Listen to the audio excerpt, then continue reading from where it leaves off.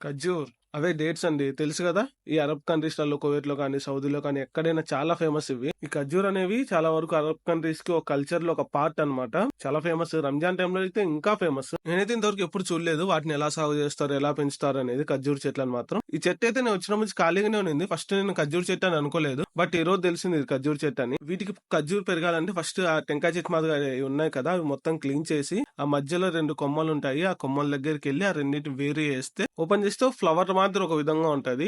ఇప్పుడు నా చేతిలో ఉంది కదా! ఈ ఫ్లవర్ ని తీసుకెళ్లి ఆ ఫ్లవర్ దగ్గర పెట్టి ఒక ఈకతో మొత్తం దాన్ని కట్టేస్తారు. యాక్చువల్లీ నేను పట్టుకున్న ఈ చిన్న మొక్క వచ్చి మగ అంట, ఆ చెట్టు వచ్చి ఆడ అంట. సో ఈ రెండిటిని కలిపేసి ఒక తీగతో కట్టేసి డైలీ 1 టైం కానీ 2 టైమ్స్ కానీ వాటర్ వేస్తే ఖర్జూర్ వస్తాయంట.